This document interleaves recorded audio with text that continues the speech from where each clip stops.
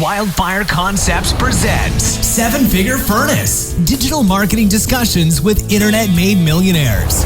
With your host, Cindy Donovan.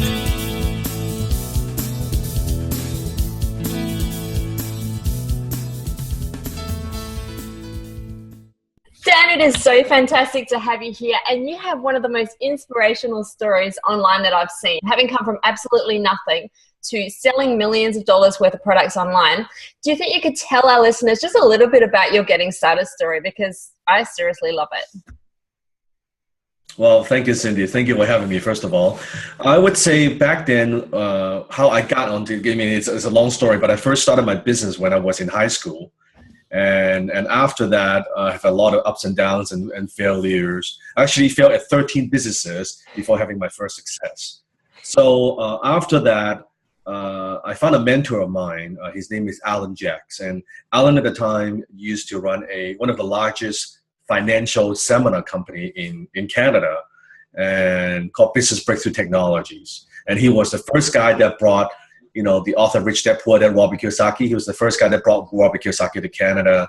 And so I worked for him for 1 year for next to nothing.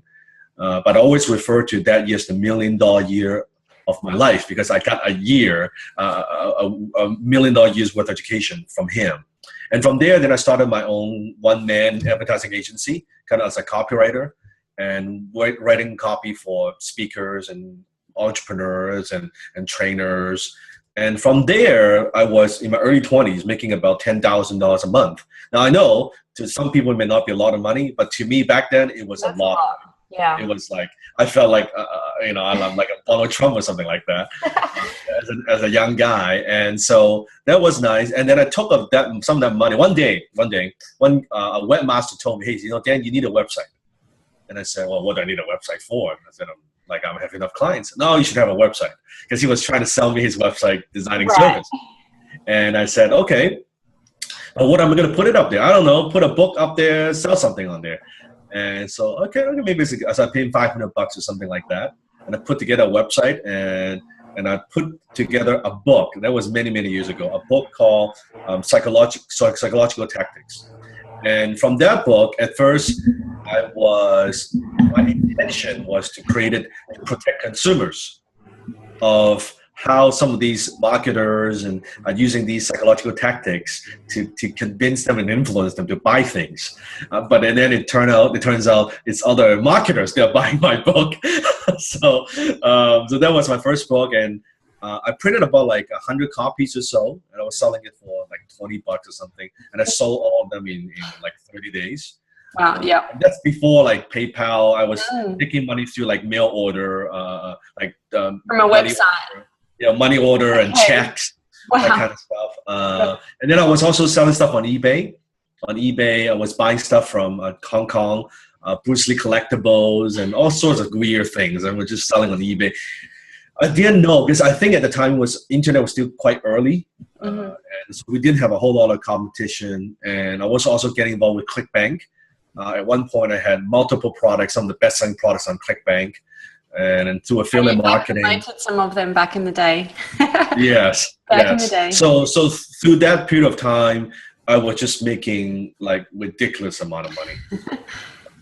I've never seen so much money in my life. And through there, I was smart enough to take some of those earnings and invest in different niches and invest in different companies. And from there, so from an entrepreneur, then more and more so I transitioned into more like an investor. Nowadays, people ask me what I do for a living. I always tell them, have you watched the show Dragon's Den? They have that in UK, they have that in Canada, or Shark Tank in US. That's what I do in real life. I partner up with companies, I invest in companies, I grow companies for a living. I don't start companies anymore.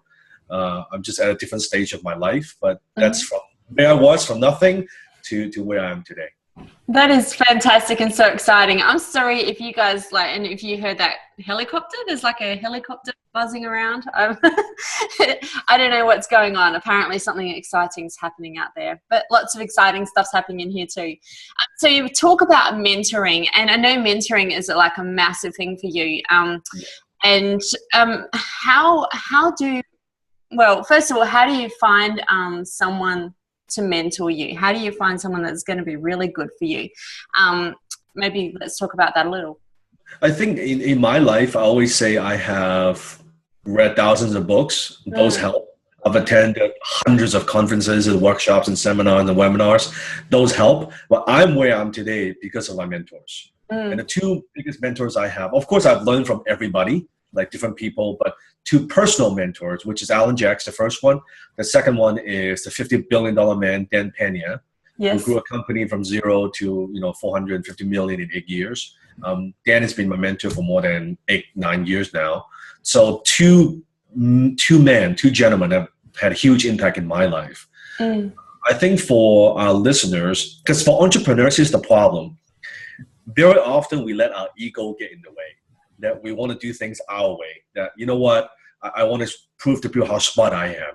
I'm going to be a loner. I'm going to make it on my own. I tried that. That didn't work out so well. So that's why when I switched. Times. Yes. And that's why I switch and say, maybe I don't know all the answers. Maybe I don't know everything. Maybe there are people smarter than me. And there are a lot of people smarter than me.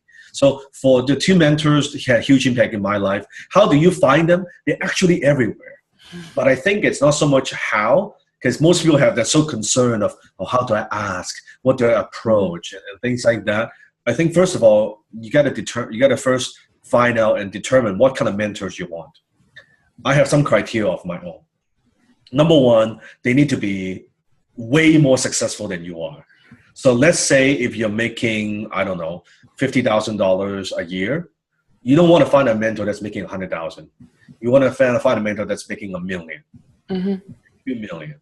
So I want to find a mentor that's way more successful than I am, who is still active in business, meaning not they've done it 2 years ago, 5 years ago, 10 years ago. No, are they active now? Because the business environment today is very, very different, right? So I would say that. And then chemistry, how do you relate? Do you resonate with the story? Do you resonate with who they are, their values? That's important because to me, like when you go to a workshop, you see a speaker, that's not a mentor. You're learning from the materials. Mentoring to me, it's like a one-on-one like this, face-to-face on the phone or through Skype. It's a one-on-one accountable relationship. So that type of relationships is what I think makes a difference. And then make sure you bring some value to your mentors, because your mentors are already successful. Don't just go there, oh, please help me. I don't know anything. Please take me on. That doesn't work. Right. First mentor, Alan Jacks, I was working in his office. I was licking the stamps. I was stuffing the envelope. I was going to the post office with a big bag of stuff. I was cleaning his office. I was doing everything I could. Second mentor, Dan, I actually pay him a lot of money to mentor me. So I don't care if you have to work for free, pay the mentor or whatever, exchange of service, whatever it takes, but bring some value to their lives before I ask anything in return. I think that would. Yeah. When you actually find this person and you connect with them and they start sharing some great stuff, how do you actually get the best out of that relationship? Like, good question. Yeah. I would say, first of all, don't about 2 weeks ago, I fired one of my mentees from Toronto. And because every piece of advice I was giving him, I was trying to help him out, he was arguing with me. So don't argue with your mentor. Don't question. It's like, I use the martial art metaphor a lot, martial analogy. If you're going to learn, let's say, karate, when you go and you learn from the master, you learn everything you possibly could. Maybe after you master it, you can learn some other style and you want to develop something on your own. But when you're learning the style, okay, you know what? The master said, do it this way, punch this way, or wax on, wax off. Yeah, just do, and this is stupid, Sifu. I don't know what sensei. This is crazy. Just do it. Yeah. Okay. It's exactly like Karate Kid, right? You do it, and then to a point where suddenly, when you need to use it, oh my God, I've mastered these skills. How did that happen? Well, because you've been practicing. So it's almost a little bit like, put aside your ego, put aside existing belief, put aside your personal philosophies, learn it from your mentor, total immersion, master their way first. Then you can modify and add your own thing. But it's a total immersion. Yeah, and that, like you said, is really hard for people who are entrepreneurial minded, because you think, you want to be that next startup story. You want to be that person that came from nowhere to suddenly being incredible because you have all of this knowledge. But really, you've got to acknowledge that, you find someone that you can click with, and then you learn from them, and you actually apply yourself and learn from them. And it's funny, Cindy, it's funny you brought that up, because as you know, I run one of the largest entrepreneurs group in Vancouver. I see thousands and thousands of entrepreneurs. And when I see new entrepreneurs, most of the time when I look at somebody and I have maybe a 30-second, 1-minute conversation with them, I pretty much know if they're going to make it or not. Because most people actually don't want it that bad. It's saying, oh yeah, I want to be successful. I want to learn how to do internet marketing. I want to be free. I said, you don't. Because the actions, the way they think, the way they behave, no. It's like sometimes when I speak to a group of people, let's say 100 people, and I say, you know what, 95% of you are not going to make it. And they're like you can see the eyes like, ooh. Yeah. I said, how's that for motivation? So for those people who are the 95%, are they just written off, or is there a chance that they can? There's a chance if they're willing to change. Yeah. At the current state, their current state of mind, they're not going to make it. And that's one thing I've learned from a mentor. Many years ago, I was having a conversation with my mentor, Big Dan. I call him Big Dan, Dan Panier. And he said, Dan, what do you think is the number one quality of a super successful entrepreneur? And I said, well, that's a good question. I said, is it talents? Is it having a great idea? Is it marketing? Is it your leadership? And is it right place at the right time? I gave him a whole bunch of answers. And he said, you know what, Dan, all those are important, but they're not the most important. He said the number one quality of a successful entrepreneur is the ability to endure pain for a long period of time. Wow. Yep. And that's what it is. And most people, they don't know how to deal with pressure. They don't want it that bad. And when you don't want it that bad, it's like you hit a little obstacle. You're like, oh my God, I don't know how to do it. Or how does this work? How do I put up this page? But if you have that whatever it takes attitude, then you do whatever it takes, you just go through it. Like a lot of problems, when people see as problems, they actually like, there's nothing. Truly is nothing. Yeah, no, that's a really interesting point. I have a mentor of my own, and I'm going to share something now that I haven't really shared publicly, but I've been going through a bit of a challenge with my family, recently getting divorced, and there's like a whole lot of stuff going on with my kids and all that, and I was in a bit of a funk last week, and I just couldn't snap myself out of it, and I got on a call with my mentor, and he said, okay, what I want you to do is go and have a shower, just like a regular shower, like you would normally, nice warm water. And then for the last 30 seconds, turn off the hot water and make it completely cold and count to 30 seconds. And I tell you honestly, it was the hardest, the most painful 30 seconds of my life, because it's so warm and cozy, and then you just cut it off to cold. And he was saying you've got to get it on your wrists, like the really cold water on your wrists and on the back of your neck. And it actually is kind of like a shock treatment. It just re-shocks your brain back into activity. And you're talking about, pushing yourself through the pain. And I mean, this is just cold water, but not being scared of being uncomfortable, it really helped me. It helped me just refocus my mind, helped my emotions, helped with clarity and everything. So I don't know if that helps anyone out there, but just pushing through and not being scared to actually dive into that pain it's really valuable. And it's exactly, and most entrepreneurs, they're not willing to pay the price. They want the good things. Oh yeah, I would love to have the freedom. I would love to be able to work from home. I would love to be able to impact other people's lives.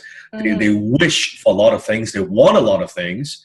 But when it comes to getting the work done, then suddenly, this is too hard. It's like everybody wants a six-pack ab, just nobody wants to go to the gym. Nobody wants to go on a diet. No. And that's why very few people have the six-pack abs. much easier to just, have, eat some popcorn and drink that pop. It's hard. And business is something that you got to put in years of effort without seeing any results. And that's what drives people crazy. Because they have the employee mentality. You know what? I put in 1 month of work, I get paid. Yep. Well, in business, you could put in years of work and not getting paid. And then what do you do then? So that shift in mentality, I think, just shocks people. If they go in with more realistic expectation, saying, you know, instead of, imagine saying two entrepreneurs. This entrepreneur is saying, you know what, I'm going to have this great idea. I'm going to put up a website, and in 3 months, I'm going to quit my job, and I'm going to have enough money coming in that I'll be free. This guy. Yeah, another entrepreneur saying, you know what, I have this idea, but I'm not so sure if it's going to work. Let me put some savings aside, make sure that I have enough cash to live off of. And before I spend a whole bunch of money, let me maybe do some market research. Let me test the idea inexpensively. Let me find out who are the competitions. How are they selling it? What's their business model? What's their marketing model? What if my business doesn't make money in 6 months? Can I survive? What if my business cannot make money in 1 year? Can I survive? What if my business fails completely? Am I okay with that? Can I live the consequences? Yeah. Yes. Which one is going to be more successful? And see, so entrepreneurs, we want to be optimistic and we want to focus on the positive, but at the same time, we want to prepare for expect the best, but prepare for the worst. And prepare is going to be 10 times harder than you expect. Going with that expectation, you're more likely to succeed. Right. So we've talked a lot about, you know, mentorship and mindset, and we're probably going to talk more about mindset because, you know, it is so very important. What if we talk a little bit about, because I know that you wrote a book, Yes. 47 Tactics of Influence. You've written a lot of books, but the one that I really loved was the influence one, because I find all of that stuff fascinating. And basically the idea of being able to, by your actions and your words, to be able to, you know, influence someone to do, and not just do what you want, but, you know, to have an outcome in your favor. Can you share some tips from that our listeners can actually apply today? What do you think are the strongest methods of influence that you can use? First of all, why influence? Because you think in terms of anything you want, other people have it. Anything you want in your life, the money, the things you want, the relationship, whatever you want, somebody else already has it. So our job is to influence others to give that to us in exchange of value. If you think about it, that's basically how business works. I've got a product, I provide a service. In exchange of dollars, money, I will provide a service or product to you, right? So in the book, I talk about the 47 psychological tactics. I don't think we have time to go into 47, but I can go into 3 or 4, something like that. Yep, that sounds great. Very simple. The first one is what I call authority. You think in terms of in a society, we respect authority. And sometimes we follow authority without a whole lot of questions. Hypothetically, let's say you're driving in the highway. Okay, you're driving the car.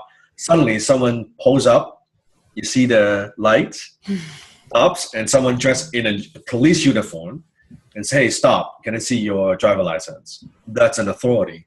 You go to see a doctor, again, you're going to see an authority and say, oh, your doctor, I don't feel so well. What medication should I take? Well, coming from a doctor has a lot more authority. Whatever he says has a lot more weight versus your friend just saying, well, you should drink some water. You should, take some vitamin C versus the doctor said, you got to take some vitamin C and one drink glasses of water a day. I said, yes, doctor, right? Yes. That's authority. Now, how do you create that in your business? You look at the word authority very simply. The first 6 letter, as a business person, so the first 6 letter actually has the word author in it. So if you are an author in our society, you're seen as an authority. Sometimes we even use the word to describe, she wrote a book on it. She's the author of whatever, right? So that's having a book, it helps. Being interviewed, it helps. Doing speaking gig, as a speaker, that also helps. It elevates your authority status. So that would be one. Second one is what I call social proof, which is very simple, such as testimonials, case studies, because what other people can say about you is infinitely more powerful than what you can say about yourself. So you have happy customers, satisfied customers who've done business with you and say, hey, you know what? Cindy's products is awesome. That's great. You should use it. I get results from it. Awesome. So social proof, what other people say, Imagine you're driving down again. You're driving your car. You're hungry, and you pass by a restaurant, and you see it's completely empty. Nobody's in it. Your mind goes, "Oh my God, it can't be any good. The food must suck." Okay. Versus you drive by a restaurant and say, "Oh, it's packed." You see the windows, we are waiting in line, and people are like lining up in the front. Oh, it must be very good. Mm-hmm. Well, the first restaurant could be perfectly good, could even taste better than the second one. But in our mind, social proof, if nobody goes, it must not be good. If everybody goes, it must be good. That's actually a restaurant tactic, is that they start to bring people in. They don't put them in the back. They always sit them out the front and make sure that people can see that as many people, that people are actually in there. So the perception is reality. So that is a very simple way we can apply that in our business. Another one would be exclusivity. Being something exclusive, limited time, limited quantity. Remember this: people don't want something until they can't have it, or other people want it as well. So when they know, oh, I want this, oh, I kind of want it. Oh my God, there's only one left. Okay, now I have to have it.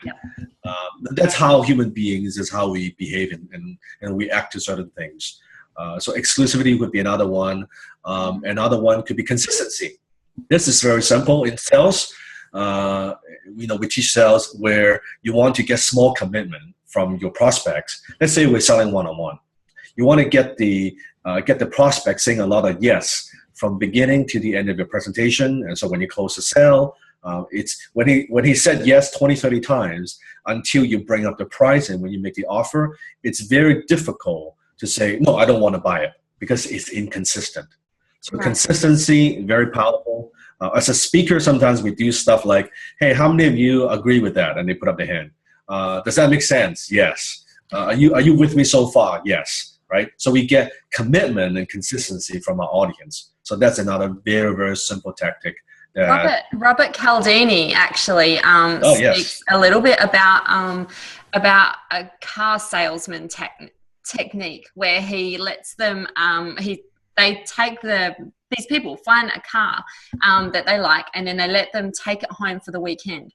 And by the end of the weekend, what happens is that person, psychologically, they connect with this car and they talk themselves into buying this car. Yeah. And then they bring it back, and then all of the offers and the stuff that the person offered before, they just take those off the table, and it doesn't really matter anymore whatever they offered. The fact that this person's convinced themselves and they've decided that, it's about the consistency. They want to stick with what they've decided is actually going to happen. I find that very fascinating stuff. Yes, and that's actually another psychological tactic called involvement.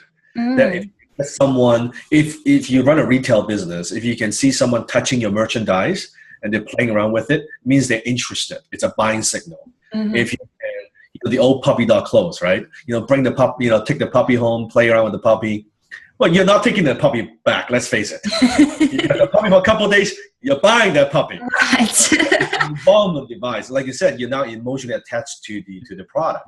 So if you can get people try it, taste it, play around with it, test drive it, that's why they want you. They know if they can get you, if you're just kind of looking in a car dealership, it's one thing. But if they can get you to test drive it, chances of them closing is a lot higher. If you can get them, test drive it, take it home for a couple of days, bring it back. Now your family have seen it, you tried it, and now you're in the room, sitting in the room talking about financing, you're buying the car. All that is all involvement, right? Yeah. So how do you do that kind of thing online? How do you influence people? A lot of the people that are listening and follow Seven Figure Furnace, we talk a lot about building lists and connecting with lists. And how do you influence people via lists? Yeah. So if you're talking about, let's say, take involvement, for example, instead of just say, hey, here's what I got, buy some. Involvement could be something as simple as getting to put up the first hand and say, hey, just opt in, get my report. And then after they get a report, it could also be, hey, I'm doing a survey here. Tell me a little bit about what you're going through, what you're looking for. They can fill a little short survey. That's an involvement device, because they feel like they can be involved. And then when you recommend the right product to them, so that's called, that's segmenting the list. That's a little bit more advanced. But you can take them through different funnels through that as well. That's a non-involvement device. You can also sometimes see sales letter where you get them to, download something, a PDF, get them to fill out the PDF. That is all involvement. So you take them beyond and just passively like, oh yeah, I'm just reading this. Now I'm engaged, right? I'm watching, I'm clicking, I'm doing stuff. That's much more powerful. Right. When you're capturing leads and stuff too, we were talking, your initial start into internet marketing involved a lot of copywriting. Yes. Can you share any tips that our listeners could use as far as I'll give you a big tip. Yeah. Because not just copywriting, let's talk about list building for a second. Yeah. The internet has changed a lot in the even last couple years. Before you have the lead pages, opt-in, and then people can just let's actually take a few years back. A few years back, you have a website where it's just one-way communication. Here's my website. Here's what I'm about. Here's the benefits, and do business with me. And then we evolved into now more. It's a lead pages and opt-in, and then put people in an email sequence. But I think now it requires even a more advanced version of that. Okay, that it's not just opting in, because how many lists were already on? Let's face it, millions. Okay? Yeah, too many. Too many. And you're getting way too many emails. And if you're using Gmail, you know how Google now separate the personal, the commercial one, social. So some of your messages are not even getting through. So what that means is, if I can give you a framework, that you have your email. Think of a triangle. Okay, triangle. So you have your email, which is nice. You have let's say your website, which is nice. But I think you need something else, what I call a platform, to be effective as a marketer. So example would be like, Cindy, you have, your lead magnet, people opting in, your email list, and you have your website listing your services, all the things that you do, right? And then you also need some kind of platform, such as a podcast, such as video, such as YouTube, such as something like that. That is more a relationship building tool. You're not actually using it to direct. It's not a webinar. It's not to sell. It's to give people value, and then also to give them a reason to keep following you and stay with you. And it adds that extra dimension to what you do versus, hey, here's my website, buy some, here's my email, here's another offer. Well, who are you? How do you build trust? What do I know about you? So you need that third part of it. And this, it's not a tangible thing where you do this, you get X amount of sales. But I think this part nowadays becomes key. Yeah, we've seen in the last few years definitely just a massive move to social media and actually connecting, being able to give more people a chance to connect. So, we have Facebook, we've got Instagram, we've got Twitter, and all of these sort of things. And even the big companies, the biggest of the big, still have a social face where if you want to send them a message, if you want to tweet Richard Branson, you can actually connect, and it might not directly get to him like straight away, but at some stage there's a chance that it can get to him. And so having like some sort of social presence to pull it all together, I think definitely is really key. You can't just the old days of opting in and then you keep them with email and you keep selling them stuff. You burn them out, they opt out, and that's it. So understand that internet marketing now, the sales cycle may be longer now. That it takes a little bit more time because so much noise to build that relationship before they would buy it. Before, they could buy, they see a sales page, I'll buy. But now it just takes a few more steps, a few more touches, a few more contacts for them to be comfortable and say, no, now I could buy. Yeah, well, there's so many different options out there too. Like you're saying, people are on thousands of lists. You need to be able to differentiate yourself from everybody else's. So that's the thing with internet business is now, it's easy to get into. I believe it's easy to get into because now with the technology, it's easier now. Before, I remember when I had to build my membership site, it cost tens of thousands of dollars. Right. Now I get plugins and stuff for a few $100. You can do one. Yeah. Well, good and bad because now the barrier of entry is much lower, so you have much more competition. Anybody can set up something online and they could compete with you. So it's easier to get into, but I think harder to succeed. It requires that much more knowledge and intelligence and experience to be successful. So we've covered a whole lot of stuff, and I'm wondering if you've got some advice for people who are listening into this. They're in a job that they really hate, and they want to, start moving into something. Can you give them some pointers that they can start applying just today, so that they can take something away and get moving on it today? One of the most important piece that I teach to all my students, okay, this would help them solve all the problems and where they're at. I call that the wealth triangle. It's very simple. You look at a triangle, it has 3 corners. If you want, Cindy, I can send you a graphic afterwards. You can put on a page. But wealth triangle. So it has 3 corners. The first corner is what I call high income skills. How I define high income skills is any skills that can make you a minimum of $100,000 a year. So let's say you could say $10,000 a month. That's high income skills. Second, you have what I call scalable business. It could be internet business. It could be a network marketing business. It could be whatever business, but something that's scalable. So one, high income skills, you're still trading hours for dollars, but high dollars. You're making good money. And then the second one, scalable business. Now you have people, system making you money. And then the third corner, you have what I call high return investments. How I define that again is investments that gives you a minimum of 10% return a year. Here's the problem. Most people, they try to start a scalable business without high income skills. And that's how they screw it up. So I say to anybody that I mentor, I said, first step you got to get to, develop the high income skills so you get paid. Because you need to pay the bills, you need to survive, you need a staying power. What it does is it does a few things very powerfully. Number one, when you're making $10,000 a month, well, do you know that less than 6% of the population makes $100,000 a year? Less than 1% of the population makes over $325,000 a year. When you're making $10,000 a month, you are in that 6% in the society. That gives you a lot of confidence. And unless you're stupid with that 10 grand, you're comfortable. You're okay. Versus that's how some people, they try to skip this. They say they watch infomercial. They want to buy some real estate. They jump into high return investments. What happens? They can't find a tenant. They max out their credit card, over leverage. They go bankrupt because they don't have these skills. But versus if you have high income skills, this gives you income. Then your business provides you with cash flow, and then your high return investment builds your net worth. This is the wealth triangle. When someone starts a scalable business without high income skills, you notice the growth is so slow.